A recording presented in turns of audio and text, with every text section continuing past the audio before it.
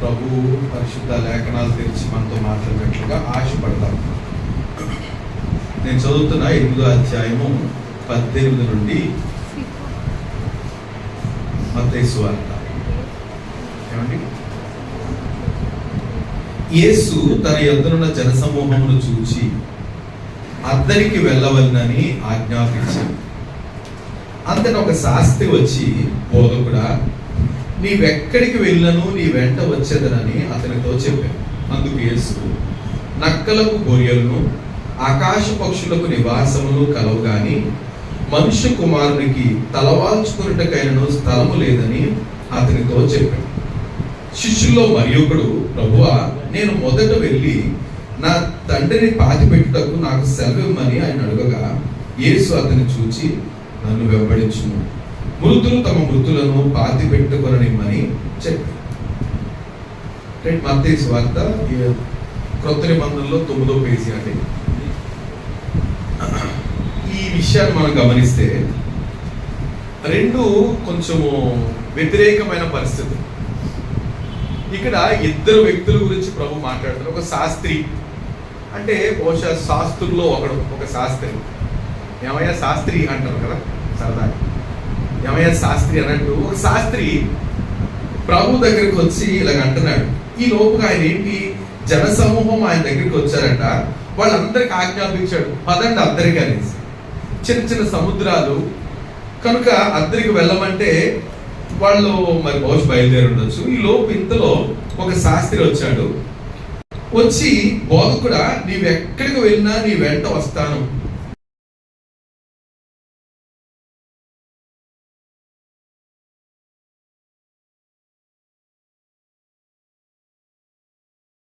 వచ్చి, సార్, ఇక్కడి నుంచి మీతోనే ఉంటాను, మీ పరిచయంలో సహకరిస్తాను, ఎల్లప్పుడూ మీతో ఉంటాను అన్నారు అనుకోండి, నేనేం చేస్తాను?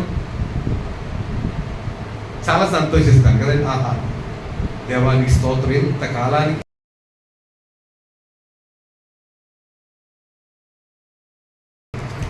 ఒక మనిషిని ఇచ్చావే, ఒక శాస్త్రిని ఇచ్చావే అని నేను ప్రభుని మహిమపరుస్తాను. కానీ ప్రభు దానికి అంగీకరించలే.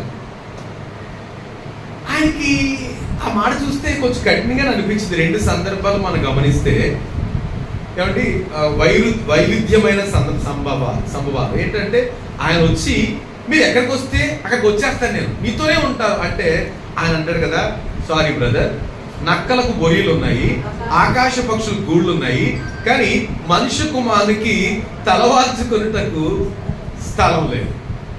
మనిషి కుమారునికి ఏమాత్రం కొంచెం తల వాల్చుకోవడం కూడా స్థలం లేదు. కనుకనే నేను ఆ దోరులోను, ఏమండి అరణ్యంలోకి వెళ్ళి కొండలోను, లేకపోతే ఆ చెట్టు కింద అక్కడక్కడ పడుకుంటున్నాను, నాకెక్కడ చోటు లేదు, మరి నువ్వు నా దగ్గరికి ఎందుకు వస్తావు అనేటప్పటికి అతను ఎలా ఫీల్ అయి ఉంటాడు? ఎలా ఫీల్ అయ్యాడు చెప్పండి. ఏమండి అందరూ ఒకే రకమైన ఆన్సర్ కాదు, కొంచెం ఆలోచించాలి. ఎలా ఫీల్ అయి ఉంటాడు?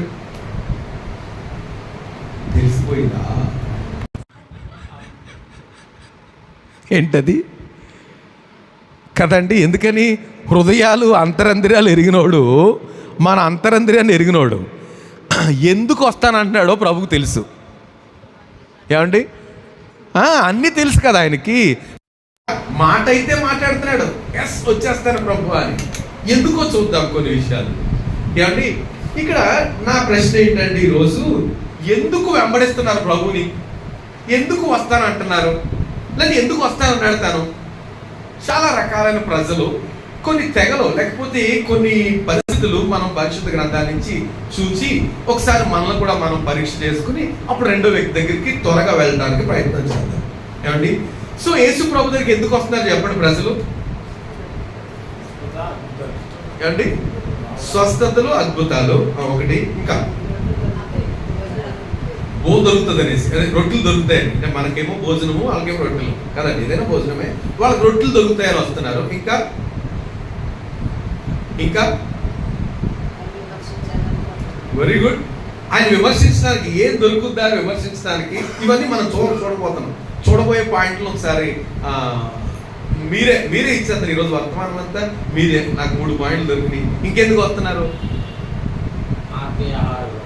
ఆత్మీయ ఆహారం కొరకు. ఇలాంటి మాటలు ఎక్కడ వింటలేదు, ఇది క్రొత్త బోధగా ఉంది, ఎవరు చెప్పగలుగుతారు ఇలాంటి మాటలు? ఆ దయగల మాటలు ఆశ్చర్యపోయి ఆయనతో ఉండేవారు ఉన్నారు. ఇంకా ఇంకా ఇప్పుడు చిన్నారక్క వచ్చింది కదండి. ఎందుకు వచ్చింది చిన్నారక్క?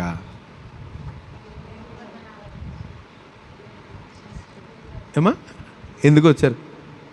మునీరా అడిగామనుకోండి, ఇప్పుడైతే చెప్పదు, కొంచెం ఎదిగితే చెప్తుంది. ఆయన గొప్పతనం తెలుసుకోవడానికి వస్తున్నారు. ఇంకా ఆయన రాజ్యంలో కాదంటున్నారు. మీరిద్దరు క్లారిటీ తీసుకోండి, నాకు తెలియదు. అంటే తను ఏదో అంటుంది, వాళ్ళ డాడీ వద్దంటున్నారు, కుదరదు అంటున్నారు, కాదంటున్నారు. ఇంకెందుకండి? ఆయన రాజ్యంలో స్థానం కొరకు. ఇంకేదైనా ఆన్సర్లు దొరుకుతాయా? ఎందుకు యేసు ప్రభుని వెంబడిస్తున్నారు? ఆశీర్వాదాల కొరకు. ఇంకా ఏంటిది? ఆయనలో మారాలనేసి. ఇంకా త్వరగా కొన్ని అసలు పాయింట్లు వదిలేశారని నా బాధ, అందుకని అడుగుతున్నాను. అంతే, ఏ పని చేయకుండా ఆయనతో కూడా వెళ్తే భోజనాలు దొరికేస్తాయి అనేసి. అంతేనా? అన్నీ దొరికేస్తాయి అనేసి.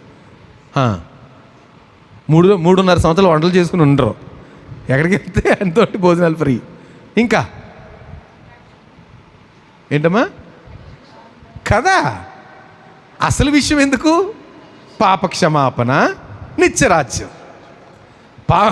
అదే కదా మెయిన్ మోటో. అఫ్కోర్స్ మీరు అన్నది కరెక్టే, ఇంత ఆలస్యంగా చెప్పడం కూడా కరెక్టే. ఎందుకని? అది లాస్ట్ ప్రిఫరెన్స్. ఏంటిది? రక్షణ, పాపక్షమాపణ, నిత్య జీవము, అదంతా చివర.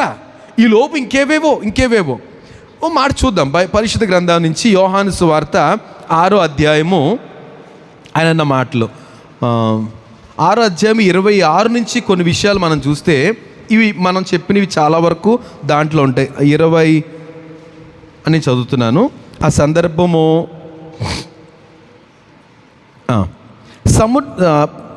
సో వీళ్ళు అక్కడ 5 రొట్టెలు 2 చేపలు భోజనాలు అయిపోయినాయి అండి. మళ్ళీ అయిపోయినాయని అడుగుతున్నారు కొంతమంది కదండి. మధ్యాహ్నం భోజనం చేసేటప్పుడు కొంతమంది అడుగుతారు, సాయంత్రానికి ఉన్నదా అనేసి. అలాగా మధ్యాహ్నం భోజనాలు అయిపోయినాయి, రాత్రికి ఎక్కడా అని అడిగారు. రాత్రి ప్రార్థన ఎక్కడా అంటే మిస్టరీ, చెప్పలేదు ఆయన. శిష్యులు మాత్రం మీరు అవతలకి వెళ్ళని అన్నాడు, చెప్పలేదు. చెప్పకుండా వెళ్ళిపోయారు, శిష్యులు వెళ్ళిపోయారు. వీళ్ళందరూ యథావిధిగా వచ్చేసారు ఆ మీటింగ్స్ చోటుకి. అక్కడ లేడు. ఏడురైనా అంటే ఆఖరికి ఎవరో చెప్పారు అక్కడ ఉన్నాడు అనేసి. అక్కడికి వెళ్ళి అన్నారు. చూడండి ఏమంటున్నారు వాళ్ళు. సముద్రపు టద్దరిని ఆయన కనుగొని, బోధకుడా నువ్వు ఎప్పుడు ఇక్కడికి వచ్చేసావు అని అడిగారంట. మాకు చెప్పకుండా ఇక్కడికి ఎందుకు వచ్చేసావు, ఎప్పుడు వచ్చేసావు అని అంటే, యేసు అంటున్నాడు కదా, మీరు సూచనలు చూచుటకు కాదు కానీ, ఏంటంట, సూచనలు చూచుట వలన కాదు కానీ రొట్టెలు భుజించి తృప్తి పొందుట వలననే నన్ను వెదకుచున్నారని మీతో చెప్తున్నా. ఎందుకు వస్తున్నారట? సూచనలు, దేవుడు అద్భుతాలు చేస్తాడని అని రావట్లేదట, భోజనం చేయడానికి వస్తున్నారట. భోజనాలు ఎడుతున్నారు కదండి. మళ్ళీ ఎలాంటి భోజనాలు? అన్నీ సిద్ధపడి తెచ్చినాయి కాదు, ఎవరి దగ్గర లేకపోయినా పర్లేదు. మునీరా దగ్గర ఒక బిస్కెట్ ఉంటే సరిపోద్ది. It can multiply. ఎన్నవుతుంది ఒక బిస్కెట్? అందరూ అమ్మా మేము తినలేము, మునీరాకి ఇచ్చేయంటే, ఎక్కడ వాళ్ళ డాడీ డ్రాప్ చేశారు, ఆయన బ్యాగులు లేవు, అయినా ఎక్కడ మోసుకెళ్ళాలి అన్నీని? డాడీ కదండి డ్రాప్ చేశారు కదండి. 12 గంపలట, 5 రొట్టెలు 2 చేపలు 5,000 మంది పురుషులకు పంచితే 12 గంపలు ఎలా పట్టుకెళ్తుంది ఆ పాప? అంతే, చిన్నోడే కదా తీసుకొచ్చింది, చిన్న పిల్లడు తీసుకొచ్చాడు 5 రొట్టెలు 2 చేపలు. 1000 మందికి పనిచేసిన తర్వాత మిగతా పోగేసి అబ్బాయికి ఇచ్చేసేయండి, అంతే కదా లెక్క ప్రకారం. ఎవరిదో రొట్టె? ఆ చిన్నోడిది. ఆ చిన్నోడికి ఇచ్చేయాలండి. ఎక్కడ పట్టుకెళ్తాడు? అంకుల్ నేనేం తెచ్చుకోలేదు అంకుల్, వ్యాన్ కావాలి 12 గంపలు కావాలంటే. ఇది కనుక అద్భుతాలు ఆశ్చర్యాలు కంటే భోజనం దొరుకుతుంది లేరా. అక్కడ ఏదో చేస్తున్నాడు కానీ, ఏదో చెప్పాడు కానీ, ఆయన కాసేపు భోజనం మాత్రం లాస్ట్లో భోజనం పెడుతున్నారు అనేసి వచ్చేసారట. ప్రభు అంటున్నాడు, మీరు సూచనలు చూడటానికి రావటం లేదు కానీ భోజనాలు పెట్ట కొరకు వస్తున్నారు అంటున్న ఆ మాట మనం గమనిస్తే రైట్. ఇంకా అప్పుడు అంటాడు కదా ప్రభు, సందర్భాన్ని కూడా నేను కంటిన్యూ చేసేస్తాను. అంటాడు, మీరు తినడానికి వస్తున్నారా కానీ క్షయమైన ఆహారం కొరకు కష్టపడకండి. ఏంటంట క్షయమైన ఆహారం అంటే ఏంటి? తిని డైజెస్ట్ అయ్యి అంత అయిపోయింది, అది మళ్ళీ కాసేపటికి ఓ 3 గంటల తర్వాత క్లియర్ అవుతుంది. 4 గంటలు టింగ్ మళ్ళీ బెల్లకొడతాయి, ఏదో కావాలి మేత. దిస్ ఈజ్ కాల్డ్ క్షయమైన ఆహారం. కనుక ప్రభు చెప్తున్నాడు, ఈ క్షయమైన ఆహారం కొరకు కష్టపడకండి, నిత్య జీవము కలుగు చేయు అక్షయమైన ఆహారం కొరకు కొంచెం రిస్క్ తీసుకోండి. ఏమండి, నిత్య జీవం కలుగు చేసే అక్షయమైన ఆహారం అది ఎక్కడ దొరుకుద్ది? దేవుని నోటి నుంచి వస్తుంది. సో దాని విషయంలో అశ్రద్ధగా ఉన్నారు కొంతమంది. అశ్రద్ధగా ఉండి భోజనాల టయానికి, లేకపోతే ఇంకెప్పుడురా ప్రార్థన చేశారా, ఇది చేశాడు ఆయన, వచ్చేసేయండి అన్నట్టుగా. కనుక ఇక్కడ రిస్క్ తీసుకోకుండా దేని కొరకు? ఈ శారీరకమైన తిండి కొరకు ఎక్కువ ప్రయాసపడకండి, అక్షయమైన దాని కొరకు కష్టపడండి అని అంటే ఏమండి, దీని గురించి మనం ఆలోచించామనుకోండి, మన ప్రాధాన్యతలు గమనిస్తే దేనికి ఎక్కువ ప్రాధాన్యత? మన మట్టుకు మనల్ని ఈ మాట మనల్ని అనటం లేదంటారా? ఏమండి, ఎక్కువ ప్రయాస చెప్పండి. మన వారం అంతట్లో ఏమండి 8 hours పని చేస్తున్నాం కదండి. అలాంటి వాళ్ళు, బిజినెస్ వాళ్ళు ఇంకా ఎక్కువసేపు పని చేస్తారు. ఉద్యోగస్తులు 8 గంటలు లెక్క పెట్టుకుంటారు. ఏమండి, మరి 8 గంటలు లెక్క పెట్టుకుంటే వారంలో 7 కదండి. అలాంటప్పుడు మరి దేవునికి ఇవ్వాల్సిన సమయం అక్షయమైన దాని కొరకు ఎంత ఖర్చు పెడుతున్నామంటే కోత కదండి. ప్రభు అడగట్లేదంటారా? అయ్యో, మీరు క్షయమైన దాని కొరకు ఎక్కువ కష్టపడిపోతున్నారా, అలసిపోతున్నారు, రాత్రంతా నిద్ర లేదండి, కొంచెం లాస్ట్లో కూర్చొని నిద్రపోతానని అన్నారు అనుకోండి. ఏంటంటే రాత్రంతా పాపం అండి, ఏదో పని చేశారు, లేకపోతే నైట్ డ్యూటీ అండి, పగలు. ప్రభు అంటున్నాడు, అయ్యో మీరు దేని కొరకు ఎక్కువ కష్టపడుతున్నారు? క్షయమైందా అక్షయమైందా? ఏమండి, అక్కడ వారి గురించి అయితే ఖచ్చితంగా చెప్పాడు, మీరు క్షయమైన దాని కొరకే ఎక్కువ రిస్క్ తీసుకుంటున్నారు, అక్షయమైన దాన్ని పట్టించుకోవట్లేదు. కానీ మనం ఎక్కువ కష్టపడాల్సిన దేని కొరకంట? ఈ అక్షయమైన నిత్య జీవం ఇచ్చే, నిత్య రాజ్యం ఇచ్చే కదండి. క్షయమైన ఆహారం కొరకు కష్టపడుకుడు కానీ నిత్య జీవము కలుగు చేయు అక్షయమైన ఆహారం కొరకు కష్టపడుడి. దాన్ని ఎవరిస్తారు? మనుష్య కుమారుడిస్తాడు. కనుక రండి నా దగ్గరికి, అందుకు రండి. భోజనాల గురించి ఏమో వచ్చిన వాళ్ళు పెడతాం, అఫ్కోర్స్ ప్రభు చెప్పిన మాట, ఆయనకి అదేమి లోటు లేదు. కానీ ఉద్దేశం ఏమై ఉండాలంట? అది అక్షయమైన ఆహారం దొరుకుద్దండి, ప్రభు సన్నిధిలో నెమ్మది దొరుకుద్దండి. అలాంటి విషయాల కొరకు ఇంకా కొన్ని మాటలు అక్కడ చెప్పిన మాటలు నేను చదువుతున్నాను. ఏమండి, అక్షయమైన మనుష్య కుమారుడు దాన్ని మీకు ఇచ్చును, ఇందుకై తండ్రైన దేవుడు ఆయనకు ముద్ర వేసి ఉన్నాడు. ఇందుకే పంపించాడు. ఒక రకంగా చెప్పాల్సి వస్తే యేసు ప్రభుని ఎందుకు పంపించాడట? అక్షయమైన ఆహారం కొరకు ఇవ్వడం కొరకే. అది మెయిన్ ఉద్దేశం. భోజనం దొరకదేంటి, రొట్టెలు దొరకవా, చేపలు దొరకవేటి వాళ్ళకి. కానీ వీళ్ళు ఏం అర్థం చేసుకుంటున్నారు? అదే మెయిన్ అనుకుంటున్నారు, కానీ నిత్య జీవాన్ని గురించి లేదా అక్షయమైన ఆహారం కొరకు ఎక్కువ సీరియస్గా ఉండటం లేదు. కనుక క్రైస్తవ సమాజం దీన్ని ఆలోచించాలండి. రైట్. ఇంకా చదివితే ఇంకా ఒక్కసారి, వారు మేము దేవుని క్రియలు జరిగించుటకు ఏమి చేయవాలని ఆయన అడుగుతున్నారు. మళ్ళీ ప్రశ్న. వాళ్ళు ఊరుకోలేదండి మనకులాగా, మనం ఊరుకోమనుకోండి.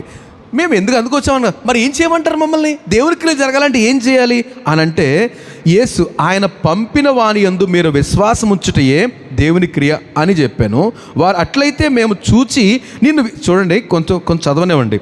నిన్ను విశ్వసించుటకు నువ్వు ఏ సూచిక్రియ చేయుచున్నావు, ఏమి జరిగించున్నావు అంటూ భుజించుటకు పరలోకము నుండి ఆయన ఆహారం వారికి అనుగ్రహించను అని వ్రాయబడినట్టు ఏమంటున్నారు? ఎవరన్నారు ఈ మాట? మళ్ళీ భోజనమే. ఏమండి, భుజించుటకు ఆహారం మోషే ద్వారా పరలోకం నుంచి పంపించాడు కదా, అదే మాట చూడండి. భుజించుటకు పరలోకం నుండి ఆయన ఆహారము వారికి అనుగ్రహించను అని వ్రాయబడినట్టు మన పితరుల అరణ్యములో మన్నాను భుజించిరని ఆయనతో చెప్పిరి. కాబట్టి యేసు, పరలోకము నుండి వచ్చే ఆహారం మోషే మీకు ఇయ్యలేదు, నా తండ్రియే పరలోకము నుండి వచ్చే నిజమైన ఆహారము మీకు అనుగ్రహించున్నాడు. ఏది నిజమైన ఆహారము? ఏమండి, ఏది నిజమైన ఆహారం? ఏది? అది అక్షయమైన ఆహారం. ఏది అక్షయమైన ఆహారం? ఏది? వాక్యం. ఇంకా అక్షయమైన ఆహారం ఏది? యేసు ప్రభువే కదండి. ఆయన కిందకి వెళ్తే అంటాడు చూడండి, 35వ వచనము, అందుకు యేసు వారితో ఇట్లా, జీవాహారము నేనే జీవాహారం. ఏమండి, ఇలాగ వచ్చేటోళ్ళు, ఆహారం కొరకు వచ్చేటోళ్ళు, ఇప్పుడు ప్రభు అన్నాడు నన్ను తినాలి మీరు అన్నాడు కదండి. నన్ను తిని నా రక్తం తాగితే తప్ప నిత్య జీవానికి, నిత్య రాజ్యానికి వారసులు కావాలంటే ఇదెక్కడ బాబు, ఇదెక్కడ, ఆయన శరీరం తినటం ఏంటి, ఆయన రక్తం తాగటం ఏంటి, ఇది మా వల్ల కాదు. మేము ఎప్పుడు మనుషులు తినలేదు. మనుషులు తినలేదండి, అదే మనుషులు బుర్రలు తినలేదా మనం? ఎందుకు తినం? దొరకాలే కానీ ఎందుకు తినం? అబ్బా, మనల్ని మించిన వాళ్ళు లేరు. కానీ వాళ్ళు అంటున్నారు ఇది ఎప్పుడు, ఇది మాట కఠినమైన మాట. సో నేను అంటాను, ఈ కొన్ని సెట్ ఆఫ్ పీపుల్ వెళ్ళిపోయారు ఆయన నుంచి. అప్పటి నుంచి ఎప్పుడైతే నేనే జీవాహారము, నన్ను నా శరీరం తినాలి, నా రక్తం త్రాగాలంటే ఏం చేశారు వాళ్ళు?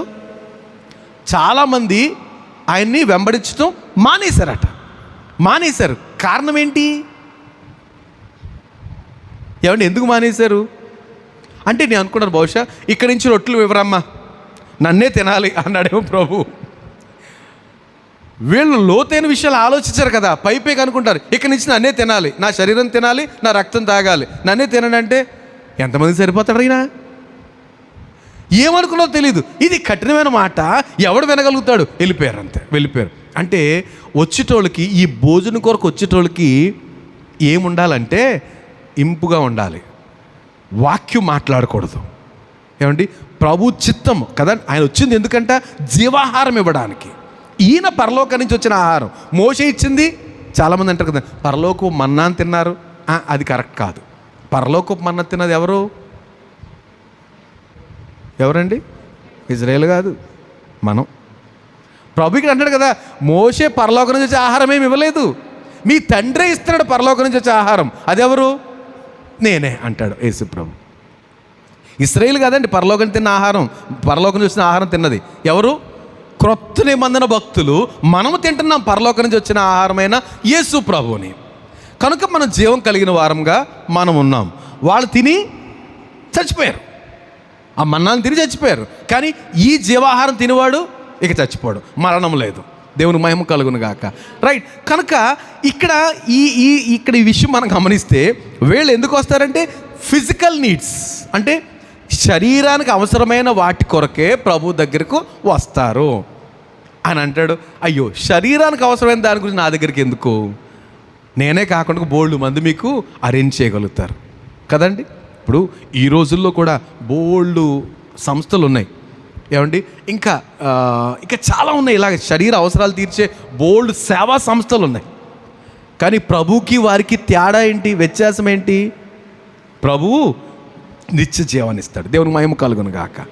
ఆయన నిత్య జీవం కొరకు ఆయన దగ్గర రావాలి, కానీ ఫిజికల్ అంటే శారీరకమైన భౌతిక అవసరాల కొరకు ఆయన దగ్గర రావాల్సిన అవసరం లేదు. అది చెప్పదలిచాడు ప్రభు. కనుక మరి ఈ శాస్త్రి గారు ఎందుకు వచ్చారు?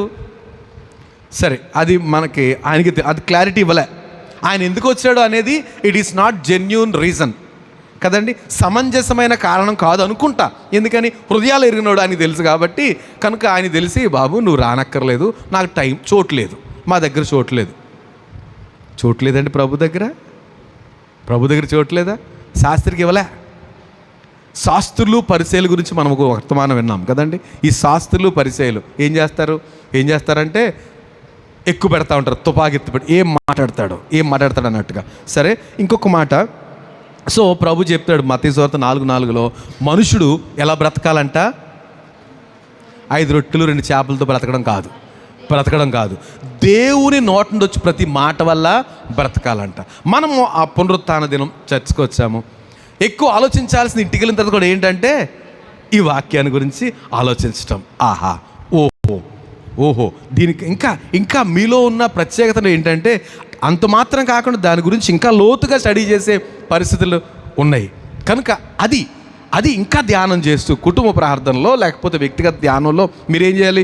ఒకవేళ ఇక్కడ సేవకుడు ప్రభు ఇచ్చిన దాన్ని బట్టి కొంత ధ్యానం చేస్తే దాని గురించి ఇంకా పొడవు వెడల్పు ఎత్తు లోతు స్టడీ చేయాలి. అది ధన్యత, అది బ్రతుకుతాం. అప్పుడు ఇంకా ఇక్కడ ఒక 50 నిమిషాలు లేకపోతే గంట లేకపోతే 45 నిమిషాలు, కానీ దాన్ని ఇంకా ధ్యానం చేసే కొలది ఏం దొరుకుద్ది? మనకి ఇంకా జీవం దొరుకుద్ది. We can enjoy.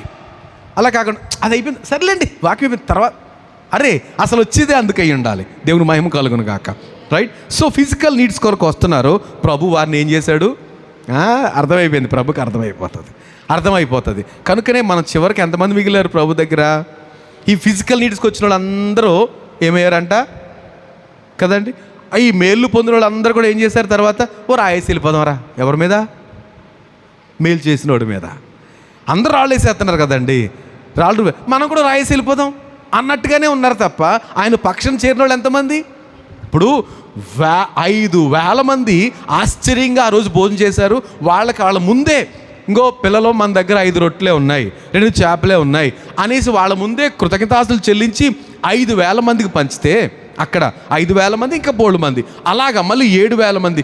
ఎన్నో అద్భుతాలు ఆయన 3.5 సంవత్సరాల కాలంలో ఎన్ని ఆశ్చర్యకార్యాలు చేశారు. వాళ్ళందరూ యేసుప్రభు పక్షంగా ఉన్నారనుకోండి, మనలో మన మాట సిలువ వేయగలిగి ఉండేవారా? వేయగలరా? ఏది మొత్తం ఇజ్రాయెల్ దేశం అంతా కూడా ఈయన పక్షం ఉన్నట్లు లెక్క. ఏదో మేలు పొందిన వాళ్ళే. కానీ వాళ్ళు ఏం చేశారు?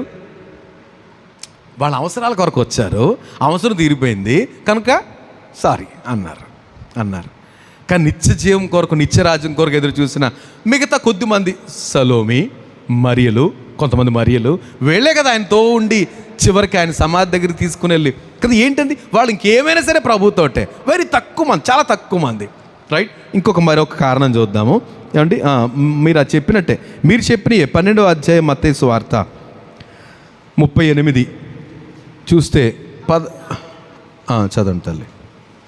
అప్పుడు శాస్త్రులలోను పరిసయ్యులలోను కొందరు, బోధకుడా, నీ వలన ఒక సూచక్రియ చూడగోరుచున్నామని ఆయనతో చెప్పగా ఏంటంటే ఏమంటున్నారు? 12:38 కదా, రైట్. ఏమంటున్నారు?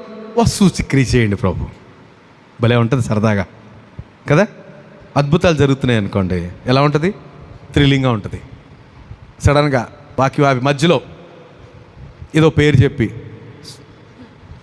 కోర్స్ ఇవి చేశాడు ప్రభు, అనేకమైన అద్భుతాలు ఇప్పుడు కూడా చేస్తున్నారు. కానీ దాని కొరకే వచ్చే వాళ్ళ గురించి మాట్లాడుతున్నాడు ఇక్కడ. ఏంటంట, ఏమంటున్నారు వాళ్ళు? ప్రభువా అంటున్నారు కదా. బోధకుడా, ప్రభువా అని అనలేదండి చాలాసార్లు. ఏమన్నారు వాళ్ళు? బోధకుడా, ప్రీచర్, మాస్టర్, టీచర్, బోధకుడా, మాస్టర్ ఇవే అనేవారు. ఆయన అలాగే భావించి బోధకుడా ఏదైనా ఒక మ్యాజిక్ చేయొచ్చు కదా అన్నట్టు అనమాట. సూచక్రియ చేయొచ్చు కదా.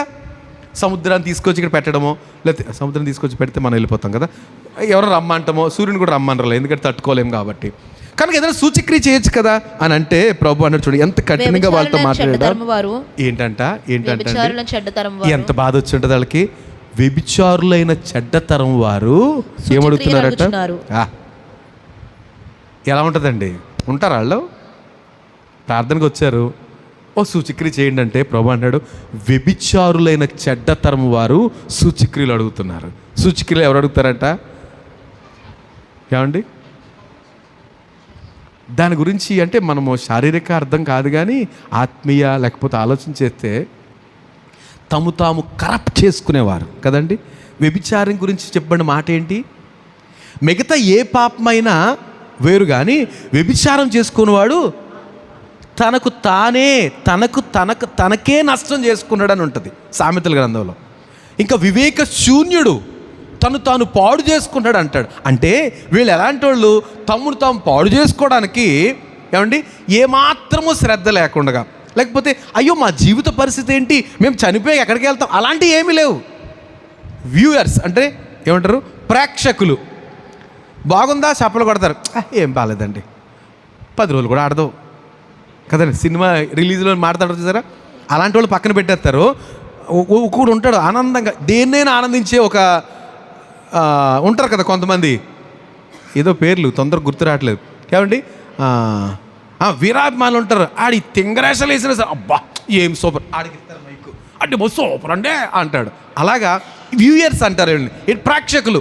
మంచి అయితే లేకపోతే బాగుంటే చప్పట్లో, లేకపోతే పెద్ద విరిచేస్తారు, అంతే అయిపోయింది. అలాంటి వ్యక్తులు ఏమడుగుతున్నారంట? సూచక్రియ చేయండి, మేము చూస్తాం. సూచక్రియ చేయండి అంటే ప్రభు అంటారు కఠినమైన వ్యభిచారులు సూచక్రియ అడుగుతున్నారు. ఇంకా కొంచెం ముందుకెళ్ళి, ప్రవక్త అయిన యోనాను గూర్చిన సూచక్రియే గాని మరి ఏ సూచక్రియను వారికి అనుగ్రహింపబడదు రైట్ అంటాడు. యోనాను గూర్చిన సూచక్రియ తప్ప మరేమీ మీకు ఇవ్వబడదు, దట్స్ ఫైనల్ అన్నాడు. ఏంటంటే యోనాను గూర్చిన సూచక్రియ? ఏ విధంగా యోనా 3 రాత్రింబగల్లో భూగర్భంలో ఉన్నాడు, సముద్ర గర్భంలో ఉన్నాడు, అంతే. అదే సూచక్రియ. అలాంటి సూచక్రియ అంటే ఏం జరగబోతుంది? నన్ను కూడా మీరు సమాధి చేసేస్తారు, 3 రోజుల తర్వాత నేను లేస్తాను. మాట చదివేద్దామా? యోనా 3 రాత్రింబగళ్ళు తిమింగలం కడుపులో ఎలాగుండేనో అలాగే మనుష్య కుమారుడు 3 రాత్రింబగళ్ళు భూగర్భంలో ఉండును. ఇంకా అందరితో ఆగలేదండి. నినివే వారు యోనా ప్రకటన విని మారు మనసు పొందిరి గనుక విమర్శ సమయమున నినివే వారు ఈ తరము వారితో నిలవబడి వారి మీద నేరస్థాపన చేస్తారు. అంతటితో ఆగలేదు ప్రభు. ఇదంతేనయ్యా అంటే అలాగే చూస్తున్నారు. యోనా మా తెలుసు కథ, అలాగా అదేంటి మరి 3 రోజులు? ఓకే, అలాగే మనుష్య కుమారుడు 3 రోజులు భూగర్భంలో ఉంటాడు. అయితే ఆ నినివే వారు ఆ యోనా చేసిన సువార్త ప్రకటన విని వాళ్ళు ఏం చేశారంట? ఉపవాసం ఉండి మారు మనసు పొంది తమ బ్రతుకు బాగు చేసుకున్నారు. వీళ్ళు ఉంటారు బ్రదర్ అక్కడ. ఎక్కడ? తీర్పు దినాల నుండి ప్రభు ఆయన అంత కృప కలిగినాడండి. నా ఎద్దకు వచ్చు వాడిని ఎంత మాత్రము త్రోసివేయను అంటాడు.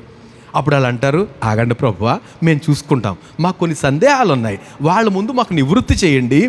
మేము ఒక్కరోజు సువార్తకే కదండి, ఒకరోజు దిన ప్రయాణం అంతా ప్రయాణం చేసి సువార్త ప్రకటించాడు సార్ యోనా గారు. ఆయన మాటకు మేము గొల్లు నేర్చి గోనుబట్ట కట్టుకుని మోకాళ్ళుండి లేకపోతే బూడిద పూసుకొని గొల్లు నేర్చి మారు మనసు పొందామే. సదరు ఇప్పుడు మీరు అందరూ కమిన్ వచ్చేయండి అంటున్నారు కదా, వీళ్ళు ఎంతకాలం వాక్యం విన్నారండి? ఏం మార్పు వచ్చిందండి? ఏమండి పశ్చాత్తాపడ్డారండి? ఇలాంటి ప్రశ్నలు వేస్తా ప్రభు అంటాడు కదా. నేను సొంత మాటలు కాదండి, మరొకసారి 47 వచ్చిన నినివే వారు యోనా ప్రకటన విని మారు మనసు పొందిరి కనుక విమర్శ సమయమున నినివే వారు ఈ తరము వారితో నిలవబడి వారి మీద నేరస్థాపన చేస్తారు. అప్పుడు ఏంటి పరిస్థితి? నేరస్థాపన చేస్తే ఎంత టైం తీసుకున్నావు సిస్టర్? ప్రభు దగ్గర స్థిరపడటానికి ఎంత టైం తీసుకున్నావు అంటే, టైం ఉంది నాకింకా టైం ఉంది, జాగు చేసేందుకు టైము కాదురా. అబ్బో చాలా టైం తీసుకుంటాం. టేక్ యువర్ ఓన్ టైం ఎవరంటారు? టేక్ యువర్ ఓన్ టైం అని ఎవరంటారు? అపవాది అంటాడు. టైం తీసుకో. అయ్యో ఇప్పుడు టైమా? బోల్ టైం ఉంది కదండి, బోల్ టైం ఉంది. రాత్రి మా అమ్మ ఒక విషయం చెప్తుంటే నిజంగా చాలా బాధ అనిపించింది. ఏమండి, ఒక కుమారుడు యాక్సిడెంట్లో చనిపోయాడు. చనిపోతే తల్లికి తెలిసింది, పెద్ద అయినా మరి పిల్లలు, తల్లికి తెలిసింది. తల్లి ఎవరికి చెప్పకుండా డైరెక్ట్గా హాస్పిటల్కి వెళ్ళిపోయింది. హాస్పిటల్కి వెళ్ళిపోతే ఎవరిని అడుగుతుంది, ఏమండి ఇలాగ పలానా ఆయనకి యాక్సిడెంట్ అయిందంటే, అదిగోనమ్మా యాక్సిడెంట్ అయింది, అక్కడ ఇంకో చనిపోయి మార్చిలో పెట్టేశారు. తను ఎవరో తెలియకుండా ఒక అతను ఏం చెప్పాడంట, అగో బాడీని మార్చిలో పెట్టేశారు. ఊహించలేదు తల్లి, కుప్ప కూలిపోయి తను చచ్చిపోయింది. కుమారుడు ఆన్ ది స్పాట్, తల్లి. వాళ్ళ బంధువులు వాళ్ళ దగ్గరికి వెళ్ళడానికి వణుకుపోతున్నారు, అంటే తట్టుకోలేక. ఏంటి రోజులు సాతాను మాత్రం ఫిక్కర్లేదు, అంత బాగానే ఉంటుంది, ఎవరికో జరుగుతుంది, మనకు జరుగుద్దేంటి, ఏం పర్లేదు, ప్రభు దగ్గర రావడానికి ఏమి తొందరపడక్కర్లేదు, బోల్ టైం ఉంది. ఇలాంటి మాటలు అపవాది మనల్ని చక్కగా ఇంజెక్ట్ చేస్తున్నాడు. కనుకనే ప్రభు అంటాడు, సారీ నా దగ్గర చోట్లేదు. వీళ్ళు ఏమడుగుతున్నారంటే, వ్యూయర్స్, ప్రేక్షకులు, ఒక సూచక్రియ చేయి ప్రభు అంటే, రే మీకు ఆ సూచక్రియ తప్ప మరేది ఇవ్వబడదు. రేపు నినివే వారు మిమ్మల్ని అడుగుతారు, నేను కాదు, వాళ్ళు అడుగుతారు. ఒక్కరోజు సువార్త వినే మేము గొల్లు నేర్చామే కదండి, ఇంకెవరి పేరని చెప్తారా? ఒక్కరోజు సువార్త విని బాప్తిజం పొందినవాళ్ళు, రక్షణ పొందినవాళ్ళు కదండి. ఫిలిప్ వాక్యం చెప్తే జస్ట్ ఆన్ ది వేలో వాక్యం చెప్తానంటాడు, అయ్యా ఫిలిప్ ఏమీ ఒత్తిడి చేయలేదు, నువ్వు ఎంతకాలం తీసుకుని ఇంకెంతకాలం అలాగ అనలే, ఆయన చెప్పేశాడు అంతే. అయ్యా నీళ్లు ఉన్నాయి, ఇక్కడ బాప్తిజంకి ఆటంకం ఏంటండి? జైలు అధికారి పౌలు శీలలో ఆ రాత్రి కదండి, 16వ అధ్యాయం అపోస్తల కార్యాల్లో ఆ రాత్రే తన ఇంటి వారు రక్షణ పొందారట. ఏంటిదంతా? ఇంకా లూదియా కుటుంబం ఏంటి, ఒక్కసారి విన్నవాళ్లే, కానీ వినటం అలవాటు అయిపోతే ప్రేక్షకులకి ఎలా ఉంటుందంటే, ఈరోజు మంచి పాట వేశారు, మంచిగానే బాగానే చెప్పారు, చూద్దాం వచ్చే వారం ఏం జరుగుతో, నెక్స్ట్ సినిమా అన్నట్టుగా, next episode, next half, first half బాగానే ఉందిరా, నెక్స్ట్ హాఫ్ తుస్సు. ఇలాంటి మాటలన్నీ నేను ఇంటర్మీడియట్లో అనుకునేవాడిని. నేను అంత పెద్ద స్టడీ చేయడానికి మనకు 2 సంవత్సరాల గ్యాప్లోనే మొత్తం చూసేసి మొత్తం మానేసాం కదా, పెద్ద స్టడీ లేదు. కానీ అప్పటి నుంచి ఇప్పుడు చూస్తున్న వాళ్ళు ఇలాగ చక్కగా మాట్లాడుకుంటారు, దాని గురించి మంచి అనాలిసిస్, క్రికెట్ గురించి చెప్తారు కదా, అలాంటి అనాలిసిస్ ప్రేక్షకులు అంటారు వీళ్ళని అంటాను. సూచక్రియలు ఎవరు అడుగుతున్నారట? వ్యభిచారులైన చెడ్డతరం వారు సూచక్రియ అడుగుతున్నారు. యోనాను మించిన సూచక్రియ ఏమి ఇవ్వబడదు. యోనా అంటే మాకు తెలియదండి స్టోరీ. యోనా కాదు, నినివే ప్రజలు అడుగుతారు, వాళ్ళు నేరస్థాపన చేస్తారు. రైట్. 16:1 చూడమ్మా, ఇలాంటి మాటేనది. 16:1 మత్తయి సువార్తలోనే.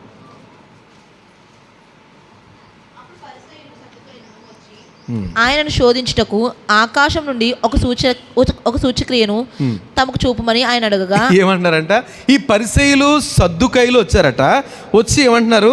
మాకు ఆయన శోధిస్తూ ఒక్క ఆకాశం నుంచి ఒక సూచక్రియ చెప్పు. ఇలాగ అనగానే ఓ ఏదో జరగాలి. ఆకాశం నుంచి ఏం కావాలంటే వాళ్ళకి సూచక్రియ. అంటే ప్రభు, నేను మరొకసారి మెండు హృదయంగా ప్రభుని స్తుతిస్తాను, నిండు హృదయంతో. ఎందుకనంటే వాళ్ళకి ఎలా వేశాడు చెప్పండి, ఇక్కడ ఎలా ఉందండి. రెండోసారి ఎవరు అడుగుతున్నారు, ఏమన్నాడు? ఆకాశానికి ఒక సూచక్రియ అడిగితే వాళ్ళు అంటున్నారు కదా, ఆయన అంటున్నాడు, ఆయన అడుగగా ఆయన ఇట్లా నేను సాయంకాలం మీరు ఆకాశం ఎర్రగా ఉంది, వర్షం కురియదనియు, ఉదయమున ఆకాశం ఎర్రగా మబ్బుగాను ఉన్నది కనుక నేడు గాలివాన వచ్చిన చెప్పుదురు కదా. ఏండి వాళ్ళు ఏమంటున్నారు? ఆకాశాన్ని ఒక సూచక్రియ చెప్పండి అంటే అదే చెప్తాను. మీరు సాయంకాలం ఆకాశం చూసి ఎర్రగా ఉంది, వర్షం ఏమి రాదంటారు. ఉదయాన్న ఆకాశం ఎర్రగాను ఉంటే గాలివాన వచ్చేద్దని ఇంత సులువుగా చెప్పేస్తున్నారు కదా. అంటే వీళ్ళు ఏం చేస్తున్నారు? ఆకాశాన్ని చూసి వర్షం వస్తుందో రాదో చెప్పేస్తున్నారు. సామాన్యులు అంటే వీళ్ళు. ఏమండి, ఇంత బాగానే ఉంది, మీరు ఆకాశాన్ని చూసి జరగాల్సిన పరిస్థితులు చెప్పేస్తున్నారు. కానీ ఏమన్నాడు? మీరు ఆకాశ వైఖరి వివేచింప ఎరుగుదురు కానీ ఈ కాలంలో సూచనలు వివేచింపలేట్లేదు. ఏంటంట? ఆకాశ వైఖరి మీకు తెలుస్తుంది కానీ కాలాన్ని సూచనలు మీరు గమనించలేకపోతున్నారు. యోహాను కూర్చున్న సూచక్రియ కానీ మరి ఏ సూచక్రియ వారికి కనబడదని వారితో చెప్పి వారిని విడిచి వెళ్ళిపోయాడు. అంటే ఇది రెండో సందర్భం. అదే సువార్తలు అంటే రిపీటెడ్, ఇంకొకసారి జరుగుతుందన్నమాట. అంటే ప్రభువు సూచక్రియల కొరకు వచ్చే వారిని చూసి ఆయన ఏమాత్రం ఎంకరేజ్ చేయలేదు. వచ్చిన తర్వాత సూచక్రియలు జరిగినాయి, అఫ్కోర్స్ ఎన్నో అద్భుతాలు చేశాడు ప్రభు కదండి. కానీ అద్భుతాల కొరకే, సూచక్రియ కొరకే వచ్చిన వాళ్ళు మాత్రం ఎలా వెళ్ళుంటారు వాళ్ళు? నిరాశతోనే, ఏదో శాస్త్రం అనుకున్నానండి, మొన్నప్పుడు చేశాడండి, మళ్ళీ ఇది శాస్త్రం ఏమీ చేయలేదండి, ఇలాగ మాట్లాడుకుంటూ వెళ్ళిపోవాల్సిందే. ఎందుకని? వాళ్ళు వచ్చింది రక్షకుని కొరకు కాదు, సూచక్రియ కొరకే వచ్చారట. రైట్. దేవునికి స్తోత్రం. ఇంకొక అపోస్తుల కార్యాలు 1వ అధ్యాయము 6వ వచనంలో చూస్తే ఏంటి, వీళ్ళు మాత్రమే కాదు ఆయన శిష్యులు కూడా ఇలాంటి అపోహ ఉంది వాళ్ళకి, ఇలాంటి ఆశ ఉంది. ఏంటంట? కాబట్టి వారు కూడి వచ్చినప్పుడు ప్రభువా ఈ కాలమందు ఇశ్రాయేలుకు రాజ్యం మరలా అనుగ్రహించదవా అని ఆయన అడగగా. ఏమండి, ఎవరు అడుగుతున్నారు ఈ మాట? శిష్యులు మాత్రమేనా? 120 మంది ఉన్నారు ఆ రోజు, 120 మంది ఉన్నారు.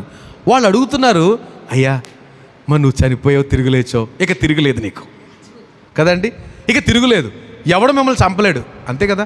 రోమన్ గవర్నమెంట్ ప్రకారము ఏది సిలువ మరణం వేసేశారు. ఓకే, చనిపోయాడు, సమాధి చేశారు. ఇప్పుడు సమాధి తెరుచుంది, ఈయన తిరిగిలేచాడు. మళ్ళీ రోమన్స్ వచ్చి పట్టుకుంటారండి ఆయన్ని? పట్టుకుంటే దొరుకుతాడా? తిరిగి లేచిన ఆయన దొరకడు, అధికారమే లేదు వాళ్ళకి. కనుక ప్రభువా ఇప్పుడు కనుక నువ్వు రాజ్యాన్ని ప్రకటించావా, ఆ రోమన్ గవర్నమెంట్ నుంచి మనం తప్పించుకొని నీ రాజ్యం ముందు నుంచి ఉన్నాను ప్రభుతోటి, నేను ప్రధానమంత్రిని, ఆయన రాజు, నేను ప్రధానమంత్రిని, నువ్వు ఫైనాన్స్ మినిస్టరు, నువ్వు ఇంకేదో ఇది అనుకున్నారు వాళ్ళు. అంటే రోమన్ గవర్నమెంట్ నుంచి తప్పించుకోవచ్చు. యేసు ప్రభు ఎన్నో అద్భుతాలు చేస్తున్నాడు, ఏదో రోజున ఏదో అద్భుతం చేస్తాడు. ఆ రోమన్ రాజు లేకపోతే హేరోదు, పిలాతు వెళ్ళిపోతారు, వెంటనే నా ప్రభు రాజు అయిపోతాడు, మంచి పొజిషన్ వస్తుంది. అంటే ఎందుకు వెంబడిస్తున్నారు చెప్పండి? రాజకీయం. ఏమండి, ఎందుకు వెంబడిస్తున్నారు మీకు తెలుసా? ఏమండి, ఎలక్షన్ టైంలో చూడండి, నాయకులు క్రిస్మస్ టైంలో గొప్ప బోధలు చేసేస్తారు. ఏమండి, అందరూ సువార్త చెప్పేస్తారు. ఎమ్మెల్యేకి మన ధనాని ప్రకాష్ గారికి కూడా వచ్చు సువార్త చెప్పడం, మన కౌన్సిలర్ గారు, అందరూ సువార్త చెప్తారండి. రాజకీయం. ఎందుకని? ఈ క్రైస్తవులు అందరూ దొరికేస్తారు, అన్నట్టుగా. దేనికోసం? ఓట్ల కోసం, లేకపోతే రాజ్యం కొరకు. దేశంలో కొంతమంది మన పక్షంగా ఉంటారు. ఏమండి, ఈ మత కల్లోలు ఇవన్నీ కూడా ఏంటంటే కనుక ప్రభు వారిని ఎంకరేజ్ చేయలేదు. నోరు మూసుకోండి. అయినను పరిశుద్ధాత్మ మీ మీదకి వస్తే ఇవన్నీ అర్థమవుతాయి, నోరు మూసుకోండి. నా రాజ్యం ఇక్కడది కాదని చాలా క్లియర్గా చేశాడు. వీళ్ళందరూ అనుకున్నారు, ఇక్కడది కాదా? మీరు రాజు ఎవరు అయితేని మాకేం అధికారం రాదా? ఈ రోమన్ గవర్నమెంట్ యొక్క ఈ హస్తాలు మనం తప్పించరా? కాదు, ఇక్కడది కాదా? ఇక్కడది కాకపోతే ఎందుకు మనం? అంతే వెళ్ళిపోయారు. ఇప్పుడు ఇది కూడా ఏంటి? ఫిజికల్ నీడ్ కదండి. ఈ లోకపరంగా మనకు ఏదైనా మంచి ఘనత కలుగుద్దిరా ఆయనతో ఉంటే, మన రాజుగారితో చెప్తాడు, అంతే కదా. ఇప్పుడు యేసు ప్రభు పిలాతుడు కొంచెం మాట చెప్పండి అంటే, పిలాతో నేను మనిషిని పంపిస్తున్నాను అన్నట్టుగా ఏం రికమెండ్ చేస్తారంటే, అబ్బే వాళ్ళకి నచ్చింది కదా యేసు ప్రభు బోధ కదా. ఏమంటే గమనిద్దాము, వీళ్ళు ఎందుకు వచ్చారంటే కొంతమంది చాలా వరకు ఏమండి రాజ్యం ఇస్తాడనేసి. యేసు ప్రభుని అంతే కదా, ఒక యేసు ప్రభు రాజ్యం ఇస్తాడు, ఏదో ఒక ఖచ్చితంగా రాజు అయిపోతాడు. మనం తర్వాత చిన్న చిన్న మంత్రులు కదండి. ఇప్పుడు ఆల్రెడీ మళ్ళీ అట్లు జోలికి వెళ్ళొద్దు కానీ, సో రాజ్యం ఇస్తాడనేసి వచ్చినోడు కొంతమంది. రాజకీయంగా పలుకుబడి పెరుగుద్ది, క్రైస్తవులందరూ మనల్ని ఆదరిస్తారు అని వచ్చినోళ్ళు కొంతమంది ఉంటారు కదా. అలాంటి సెట్ ఆఫ్ పీపుల్ ఏమైనా ఉపయోగం అండి వాళ్ళకి? ఏం ఉపయోగం? ఎందుకని? సడన్గా ఆయన ఏమయ్యాడు? వీళ్ళ లెక్క ప్రకారం లేపోయాడు కదా. శరీరంతో తిరిగి లేచాడు. లేచి 40 రోజులు కనపడ్డాడు. ఆ తర్వాత 40 రోజున అందరూ చూస్తుండగా పైకి వెళ్ళిపోయాడు. మరి రాజు అవుతాడు అనుకున్న వాళ్ళు ఏమైనట్టు? నిరుత్సాహమే, డ్యామిడ్ కదా. అడ్డం తిరిగింది, వేస్ట్రా ఇంతవరకు అనుకున్నాం కానీ ఆయన వెళ్ళిపోయాడు. కుదరదు. మన ఆశలు ఫలించవు. ఎవరి ఆశలు? రాజకీయ పరంగా మనకేదో మేలు జరుగుద్దని ప్రభువును వెంబడించిన వాళ్ళకి ఏమాత్రము తృప్తి కలగదు. రైట్, గమనిద్దాం. ఇంకొక మాట, అది కూడా మీరే చెప్పారు. మత్తయి సువార్త 12వ అధ్యాయం, ఒకసారి 12వ అధ్యాయంలో 9 నుంచి కొన్ని వచనాలు చూద్దామా. ఆయన అక్కడి నుండి వెళ్ళి వారి సమాజ మందిరంలో ప్రవేశించినప్పుడు ఇదిగో ఓచ చేయగలవాడు ఒకడు కనబడను. వారు ఆయన మీద నేరం మోపవలనని. ఏమంటే చూడండి, ఇక్కడ మరొక సెట్ ఆఫ్ పీపుల్, అది కూడా అమ్మ చెప్పినట్టున్నారు కదండి. ఏంటంట, కొంతమంది యేసుప్రభుని వెంబడిస్తారు. ఎందుకంటే దొరుకుద్ది, ఏదో పాయింట్ దొరుకుద్ది, దాన్ని బట్టి ఉత్కారేసేయచ్చు. విమర్శకులు వెళ్ళు ఏం చేస్తారండి? ప్రతిదీ విమర్శ.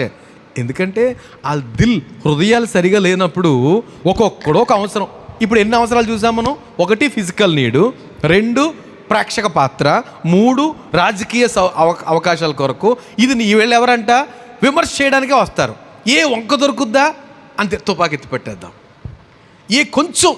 కొంచెం తేడా వచ్చిందా ఇంకంతే లోపలికి వెళ్ళిపోయి మైక్ తీసుకుని మీరు ఇంతవరకు 50 మంది ప్రజలకు తెలియజేయంది ఏమనగా అంటూ మైకెట్టి చెప్పేయడానికి సిద్ధపడుతూ వచ్చారనమాట.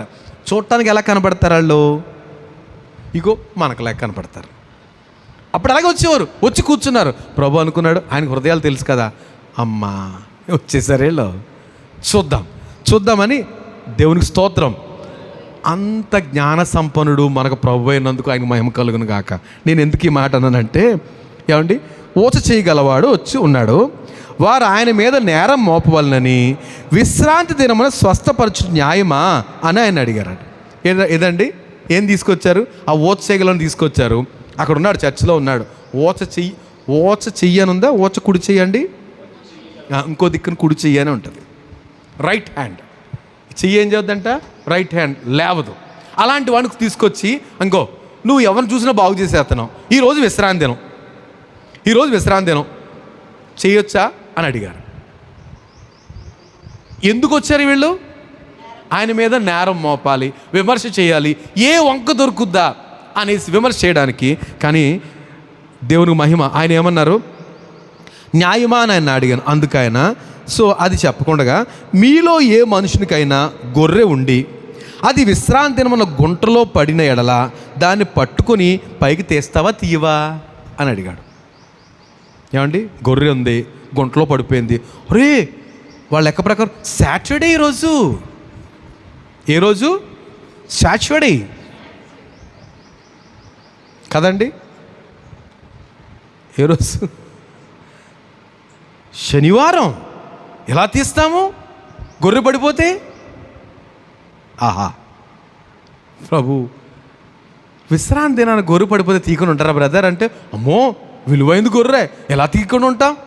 ప్రభు అంటాడు అక్కడ, రే పైకి తీయడా, గొర్రె కంటే మనుషుడు ఎంత శ్రేష్ఠుడు ఆలోచించండి. ఎంత శ్రేష్ఠుడు గొర్రె కంటే మనిషి? ఎంత శ్రేష్ఠుడండి? నిజంగా ఈ బోధ మన దేశానికి ఎంత అవసరమో అనుకుంటాను నేను. ఏమండి, పశువుల కంటే మనుషులకు విలువ లేదు ఈ దేశంలో. అది సోద్యమే కదండి. అయ్యో మనిషి, తోటి మనిషి, పోనీ మనం పశువులమై ఉండి పశువులు ప్రేమిస్తున్నామంటే ఎవరు కాదంటారు. We are human beings. మనం మనుషులమై ఉండి పశువులకు ప్రాధాన్యత, మనుషులనేమో చిటుక్కున తీసి పడేసి పేకలు లేపేయడం వాళ్ళ ఇష్టం. ఏంటిది? ప్రభు అలాంటి వ్యక్తులతో మాట్లాడుతున్నాడు. అయ్యో మనిషినేమో చేయొచ్చా లేదని అడుగుతారా, గొర్రె మాత్రం పడిపోతే వెంట తీసి పైకి లేపేస్తారా? ఎవడరా విలువైనడు ఇందులో, గొర్రె మనిషా? ఆయన చెప్పిన మాట. వీళ్ళెవరు? విమర్శకులు. విమర్శకులు కూడా ప్రభుని వెంబడించారండి. ఈ గొప్ప సమూహమే. ఏ గొప్ప సమూహము? ఫిజికల్ అవసరాల కొరకు, ప్రేక్షకుల కొరకు, రాజకీయ పరపతి కొరకు, ఏం వంక దొరుకుద్దా పట్టుకుని ఏడిపి విమర్శిద్దామని వీళ్ళందరూ ప్రభుతో ఎప్పుడు ఉండేవారండి. కనుకనే ఎవరికి కనపడలేదు ప్రభు? ఎవరికి కనపడలేదు? జక్కయ్యకి కనపడలే. జక్కయ్యకి కనపడలేదు. ఎందుకని? చుట్టూ విశేషమైన జనాలు ఉండేవారట. ఎవరో వాళ్ళంతా ఏమీ మేలు పొందేవారు కాదు వాళ్ళు. ఇంకా మనం చెప్పాల్సి వస్తే, మనం చూసాం గత వారం కూడా, ఈ 12 ఏళ్ళ రక్తస్రావం కలిగిన స్త్రీ ఎంత కష్టపడని పట్టుకోవడానికి ఎంత కష్టమైంది. వాళ్ళు అడుగుతున్నారు, నాలోంచి ప్రభావం వెళ్ళిపోయింది. నీలోంచి ప్రభావం వెళ్ళటం ఏంటయ్యా? మేము అందరూ చుట్టుముట్టేస్తున్నాం కదా. ఎవరు మేము? చెప్పాలి. ఎవరు మేము? శారీరక అవసరాల కొరకు వచ్చిన వాళ్ళము, ప్రేక్షకులము, ఈ రాజకీయ అవసరాల కొరకు వచ్చిన వాళ్ళము, తర్వాత ఏ వంక దొరుకుద్దా మేము అందరూ చుట్టుముట్టేసాం కదా. కనుక వాళ్ళకి ఎక్కడ అవకాశం దొరుకుద్ది? అటు జక్కయ్య చూడలేడు మిమ్మల్ని, ఈ 12 ఏళ్ళ నుంచి రోగం కలిగిన స్త్రీ కూడా మిమ్మల్ని ముట్టుకోలేదు. మేము ఉన్నాం కదా. ఏమండి, గమనిద్దామా? ప్రభుకి మనకి అడ్డొచ్చేవాళ్ళు ఎవరంటే ఇగో దిస్ కేటగిరీ అనమాట. కనుకనే ప్రభు అంటాడు, సారీ నా దగ్గర ఏం లేదు, చూడట్లేదు, నువ్వు రానక్కర్లే. మిగతా వాళ్ళు ఈ కేటగిరీ ఏమనుకుంటారు? అదేంటే వాళ్ళు రమ్మంటున్నాడు, వీళ్ళు రమ్మంటున్నాడు, వాళ్ళు రమ్మంటున్నాడు, సముద్రం పెద్ద అద్దరికి వెళ్ళి ఆ జబదే కుమారులు ఇద్దరు వచ్చేయండి రా అన్నాడు, వీళ్ళందరినీ పిలిచాడు. వీడు వస్తానంటే వద్దాడేంటి? మనోడు వస్తానంటే వద్దాడేంటి? మనోడు సంగతి వాళ్ళకి తెలియదు, ప్రభువు తెలుసు కదా. ఏమండి, హృదయాలు అంతరంద్రాలు ఎరిగిన దేవుడు. కనుక అమ్మో ఆయనతో వ్యవహారం కష్టమండి. ఆయనతో వ్యవహారం చాలా జాగ్రత్తగా, భయముతో, వణుకుతో ఆయన సేవించాలి. కానీ ఇట్లాంటి అన్నీ వరుసగా పెట్టుకుని మనం మందిరానికి వచ్చామనుకోండి, ఏమండి ఏమీ ప్రయోజనం ఉండదు. ఆయన తన చక్కగా మాట్లాడదు, ఎక్కడో వట్టి చేతులతోనే పంపించేశాడు. ఎక్కడ ఉంటుంది? వారిని వట్టి చేతులతో పంపించేశాడు. బహుశా మరియా చెప్తుందేమో. ఇక్కడ ఎలిజబెత్ మరియలు తన ప్రవచిస్తూ, తెరద్దాం ఒకసారి. ఇక్కడ లూకాసు వార్త 2వ అధ్యాయంలో మొదటి అధ్యాయం ఆమె ప్రవచిస్తుంది కదా మరియా. ఆయన దీనుల్ని పైకి లేపి మిగతా వాళ్ళని ఆకలి కొనిన వారిని మంచి పదార్థంతో సంతృప్తిపరిచి ధనవంతులను ఒట్టి చేతులతో పంపివేశాను. దేవునికి స్తోత్రం. ఏంటంట? ఆకలి కొన్న వారిని ఏమో ఆహారం పెట్టి పంపించాడు, ధనవంతులంట ఒట్టి చేతులతో వెళ్ళిపోయారు, చేతులు ఊపుకుంటూ వెళ్ళిపోయారు. కానీ దీనులు మాత్రం ఏమయ్యారట? సమృద్ధితో వెళ్ళారు, సంతోషంతో వెళ్ళారు. ఏమండి, అది యేసు ప్రభు క్యారెక్టర్. దేవునికి మహిమ కలుగును గాక. కనుక ఆయన దగ్గర మనమంటే మరి ఇక్కడ చెప్పుకోవాలంటే మనమే, కానీ ఈ సెట్ ఆఫ్ పీపుల్ డబల్ గేమ్లు కుదరవండి. నర్సాపూర్లో మాకు చర్చికి ఒక ఆయన వచ్చాడు. మామూలుగా బయట చాలా డిఫరెంట్గా ఉండేవాడు. సరే పెద్ద పొట్ట వైట్ షర్ట్ వేసుకుని వచ్చేవాడు. పాస్టర్ గారు సంతోషపడిపోయారు, అబ్బా ఈయన కూడా చర్చికి వస్తున్నాడు. కొన్ని వారాలు వచ్చాడు, రెగ్యులర్గా వస్తున్నాడు. తర్వాత మానేసి తెలిసింది ఏంటంటే తనకేం బిజినెస్ అవ్వలేదంట. ఎక్కడ? చర్చిలో. అంటే ఏ అవసరం కొరకు వచ్చాడు ఆయన ఫైనాన్స్ బిజినెస్ ఏదో చేస్తాడట, ఎవరు ఫైనాన్స్ చేయలే. కనుక మానేశాడు. మొన్న మధ్యలో చనిపోయాడు ఆయన, ఫోటో చూసి నేను అనుకున్నాను. మానేశాడు, సక్సెస్ అవ్వలేదు ఆయన మా చర్చిలో. ఆ తర్వాత మళ్ళీ యథావిధిగా అన్యుడిగానే కనపడ్డాడు, చనిపోయాడు అనుకోండి. అంటే ఉద్దేశం ఏంటంట, అసలు చర్చికి ఎందుకు రావాలి కదండి. అసలు విషయం మానేసి అయితే శారీరక అవసరతలు, లేకపోతే ప్రేక్షకులు, లేకపోతే విమర్శకులు, లేకపోతే రాజకీయము సక్సెస్ అవ్వరు, ఓటి చేతిలోనే వెళ్ళిపోవాలి. రైట్. ఇంకా తర్వాత అయిపోయిందమ్మా, అది అయిపోయింది కదా. 22వ అధ్యాయం మత్తయి సువార్త 22వ అధ్యాయం 15 నుంచి కొన్ని వచనాలు చదవాలి మనం. మాటలలో ఆయనను చిక్కుపరచవలనని ఆలోచన చేయండి. ఏంటి పరిసయ్యులు ఎందుకు వెళ్ళారట? చూడటానికి ఎలా కనపడతారు బయట వాళ్ళకి? వీళ్ళు వెళ్ళిపోతున్నారు చర్చికి కదండి. పరిసయ్యులు వీళ్ళు కూడా వెళ్ళిపోతున్నారు, అమ్మో. కానీ ఎందుకు వెళ్ళేవారట? మాటల్లో చిక్కపరిచేయాలి. ఎక్కడ దిక్కుని దొరికేస్తాడు రా. దావీదు గురించి అలాగే అనేవారు కదా. ఈ కీర్తన అంతా 28వ కీర్తన అన్ని వచనాలు. ఎంత శ్రమలు, ఎంత స్ట్రగుల్. ప్రభువును కూడా పట్టుకోవాలని చిక్కుపరచాలి ఆలోచన చేయొచ్చు. బోధకుడా, నీవు సత్యవంతుడివై ఉండి దేవుని మార్గము సత్యంగా బోధించున్నావనియు, నీవు ఎవరిని లక్ష్య పెట్టవనియు, మోమాటం లేనివాడు అనియు ఎరుగుదుము. ఆ మాటలు చెప్తుంటే ఎలా ఉంటుందండి? నాతో ఎవరన్నారు అనుకోండి, చైరేయండి ఆయనకి టీ పెట్టమ్మా నువ్వు, ఎందుకని నన్ను పొగడతాండా కనుక. అబ్బో ఏం మాటలంటే చూడండి ఒకసారి. సార్ మీరు సత్యవంతులండి, యు ఆర్ రైట్. దేవుని మార్గం సత్యంగా కరెక్ట్గా బోధిస్తున్నారు. ఎవరికైనా ఏ పాస్టర్కైనా ఏమైపోద్ది, ఉప్పొంగిపోతాడు. ప్రభు ఏమని కూడా తర్వాత విషయం ఇక్కడ అన్నీ అంటున్నాడు కదా, చాలా సంతోషం వచ్చేస్తుంది కదండి. నువ్వు సత్యంగా మాట్లాడుతున్నావు, ఎవరిని లక్ష్య పెట్టవు నువ్వు. అవునండి నేనంతే, ఎవరిని లక్ష్య పెట్టను. ఇంతలా పొంగిపోవాలి లెక్క ప్రకారం. లక్ష్య పెట్టవనియు, మోమాటం లేనివాడవనియు ఎరుగుదుము. Very good.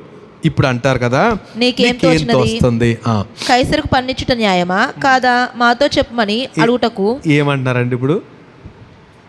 వాళ్ళకేం డౌట్ వచ్చి కాదండి, డౌట్ కాదు, పట్టేద్దాం. ఇప్పుడు కుదరదంటే కైసరికి కంప్లైంట్ చేద్దాం. ఇగో మన దేశంలో ఉండి ఈయన పన్ను కట్టన అంటున్నాడు. అప్పుడు ఏంటి? అప్పుడు మనుషుల మీద పన్ను వేసేవారండి. ఇప్పుడు దేవుని దగ్గర లేదనుకుంటున్నారా? ఏమైనా పనులు ఉన్నాయి బాబు మన మీద? 100 పనులు ఉన్నాయి. పొద్దున్నీ సాయంత్రం వరకు మన లిస్ట్ తీస్తే ఏమేమి తింటున్నామో లిస్ట్ చూస్తే తినేదానికంటే 300 ఎక్కువ కడుతున్నామేమో కదా ప్రతి దాని మీద. లేచి అంతెందుకు, రాత్రి కరెంటు మీద ఉందా ఏమండి? బ్రష్, టూత్పేస్ట్, వాటరు, ప్రతిదీ పడుకునే వరకు కూడా, ఇంకా పడుకునే వరకు కూడా 24 hours వీఆర్ పేయింగ్ ట్యాక్సెస్. అప్పుడు ఇలాంటివి ఉండి కాదు కనుక మనిషికి తలకి ధ్యానారము, అంతే కదా. మనిషికో ధ్యానారం, మనిషి ధ్యానారం, ఇద్దరు కలిసి ధ్యానారమా? పేతురుతో అంటాడు కదా, షెకెలు అంటే 2 ధ్యానాలు అనుకుంటా.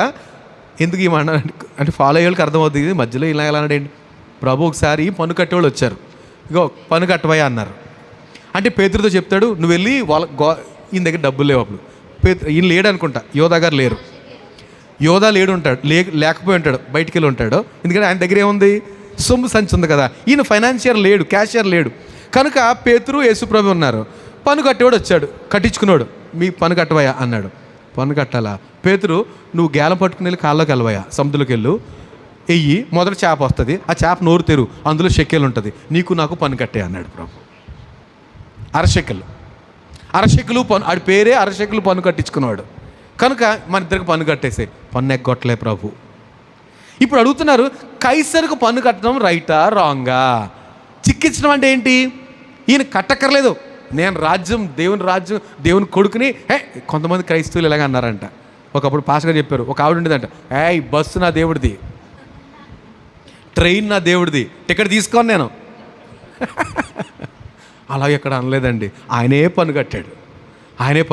మనం పక్కా గవర్నమెంట్కి సంపూర్ణ విధేయులు అవ్వాలి. మిగతా వారందరికంటే క్రైస్తవులు విధేయులు అవ్వాలి.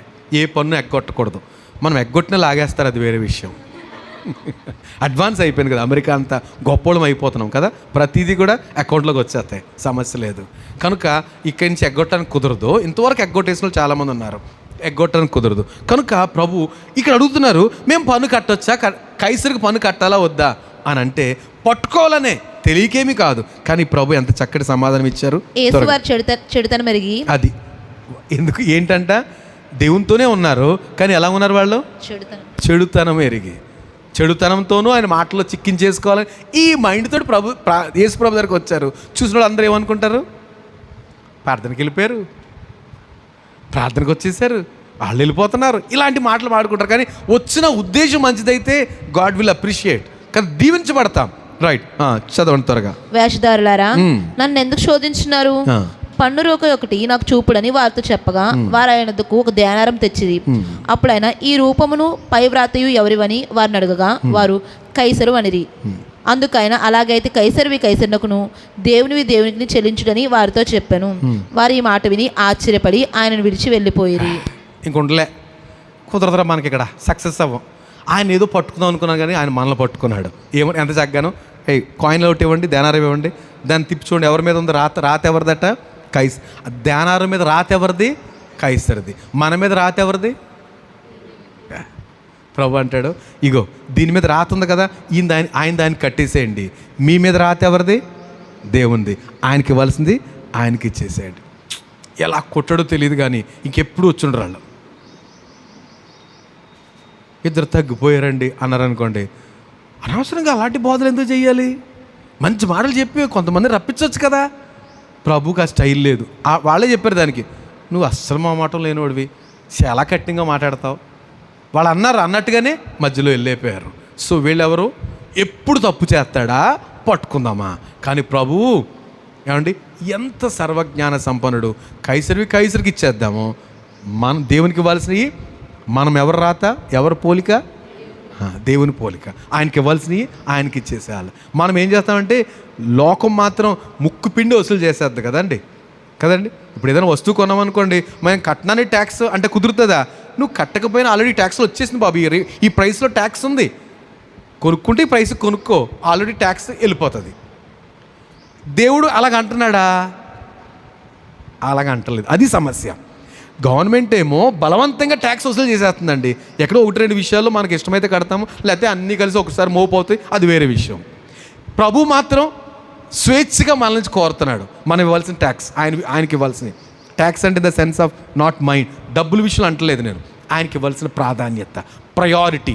సో కనుక ఇక్కడ గమనిస్తే వీళ్ళు ఎందుకంటే నిరంతరము ప్రభువుని ఎక్కడ పట్టుకుందామా, విమర్శ చేద్దాము, వల వేద్దాము, దొరికేస్తాడు అన్నట్టుగా వెంబడించిన వారు వాళ్ళకు కూడా నిరుత్సాహంతో ఒట్టి చేతులతోటి వెళ్ళిపోయారు.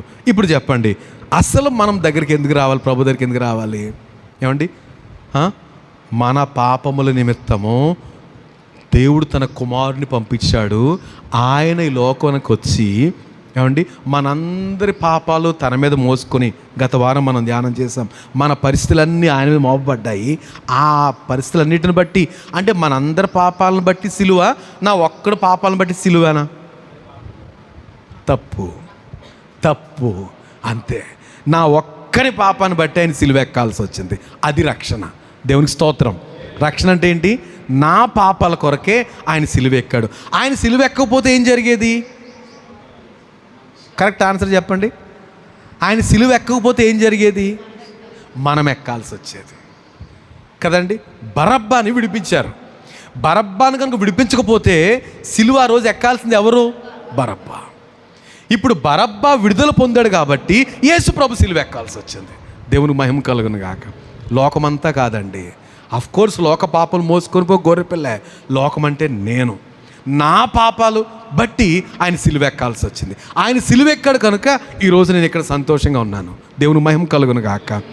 ఆయనే కనుక సిలువ ఎక్కడానికి ఒకవేళ నా వల్ల కాదు అంటే నేను ఎక్కాల్సి వచ్చేది నా పాపాల నిమిత్తం.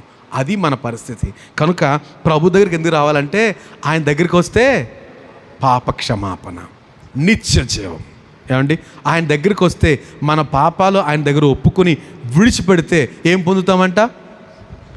కనికరం పొందుతాము. అతిక్రమములు దాచిపెట్టువాడు వర్ధిల్లడు, కానీ వాటిని ఒప్పుకొని విడిచిపెట్టువాడు దేవుని కనికరం పొందుతాడు. మనం ఆయన దగ్గరికి వస్తే ఈ పాపములు క్షమించుటకు మనుష్య కుమారునికి అధికారము ఇవ్వబడింది. ఎవరైనా యేసు ప్రభు ఆయనకు మాత్రమే అధికారం ఇవ్వబడింది. కారణం ఏంటంటే ఆయన పరిశుద్ధుడయ్యుండి, ఏమండి తనకు తానుగా ఈ లోకానికి వచ్చి తనకు తానుగా మన కొరకు చనిపోయి తిరిగి లేచాడు కనుక ఆయన యందు విశ్వాసం ఉంచడం ద్వారా రక్షణ నిత్య జీవము మనకు కలిగిందండి. రైట్, గమనిద్దాం. కనుక ఏమండి, పాప క్షమాపణ రక్షణ ఎగ్జాంపుల్ మనకి రైట్ ఎగ్జాంపుల్ ఏమండి, ఎవరు? పాపపు స్త్రీ యేసు ప్రభు దగ్గరికి వచ్చింది. ఏం చేసింది?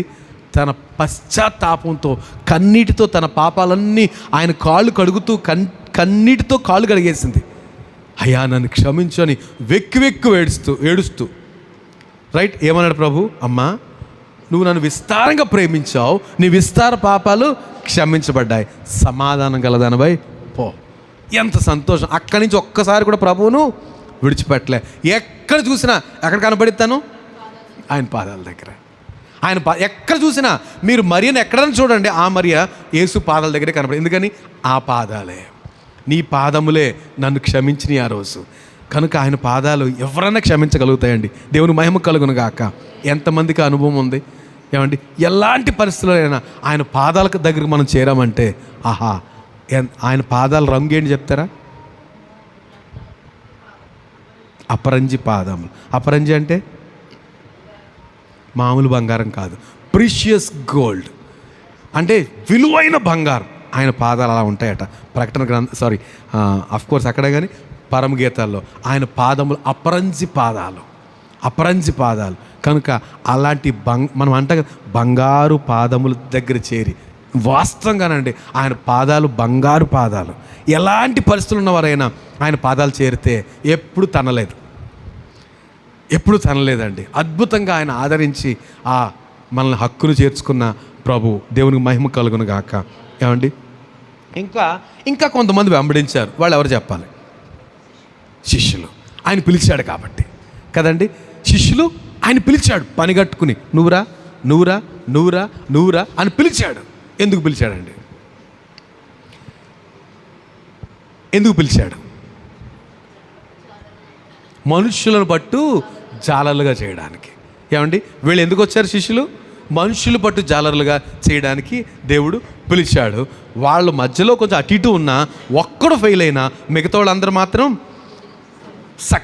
Great success. మనుషులు పట్టే జాలర్లుగా దేవుడు చేయడానికి వారిని పిలిచాడు. సో ఇక్కడ మనం చూసాము సుమారు 6 రకాల ప్రజలు మనం చూసాము. 6 రకాలైన వారు. అఫ్కోర్స్ కింద 2 ఒకే జాతి, అంటే పాప క్షమాపణ నిత్య జీవం అనేది శిష్యులు కూడా అందుకోసమే దేవుడు పిలిచి వాళ్ళని అలా పవిత్రంగా చేశాడు. మిగతా 4 రకాలు నేను భయపడుతున్నా. ఏమండి, మనం ఎవ్వరమో ఈ పై 4లో ఉండకుందుముగాక. ఎక్కడ? భౌతిక అవసరాల కొరకే ప్రభు దగ్గర రావడము, లేకపోతే ప్రేక్షక పాత్ర కొరకు కాకుండా, తర్వాత ఏమండి రాజ్యం వస్తుంది, రాజకీయ పరంగా పరపతి వస్తుంది కాకుండా, ఇంకా ఆయన ఏ మాట దొరుకుద్దా విమర్శిద్దాము అని రాకుండా ఉంటే ధన్యులం అవుతాం. ఎందుకు రావాలి? పాప క్షమాపణ నిత్య జీవం మనం పొందుతున్నాము. ఇంకా మనుషులు పట్టే జాలాలుగా చేయడానికే దేవుడు మనల్ని పిలుస్తున్నాడు. సమయము అయిపోయిందా? మరి సెకండ్ కేటగిరీ తర్వాత చూద్దాం, అంతే, సమయం లేదు. నేను యాక్చువల్గా కంప్లీట్ చేసేద్దాం అనుకున్నాను. రైట్, ఈ మాటలు గమనిద్దాం. ప్రభువు ఆయన నిజంగా మీకు కూడా చదివితే బాధ అనిపించుంటుంది. అది 2వ వాడినేమో ఎక్కడో పని చేసుకుని రమ్మన్నాడు, వీడు మాత్రం సారీ రావద్దు, మాకు చోటు లేదు. ఎవరన్నా మనల్ని అడిగితే ఎవరంటాం అలాగా? కానీ ప్రభువు ఎరిగిన వాడే ఈరోజు మనతో ఈ విషయాలు మాట్లాడటానికే అక్కడ ఆయన కాదన్నాడు. ఎవరిని? ఆ శాస్త్రిని కాదన్నాడు. ఎందుకంటే ఆ శాస్త్రిని బేస్ చేసుకుని ఈరోజు మనతో మాట్లాడాలని. కనుక ప్రభు దగ్గరికి వద్దాం. ఎందుకు రావాలి? ఆయన దగ్గర పాప క్షమాపణ దొరుకుద్ది, నిత్య జీవం దొరుకుద్ది. కనుక ఇంకా తర్వాత మనము ఈ నెక్స్ట్ భాగంలో చూడొచ్చు. కనుక ఇట్టి గొప్ప భాగ్యాన్ని ప్రభు మనందరికీ అనుగ్రహించునుగాక. ఆమెన్. ప్రార్థన చేద్దాం.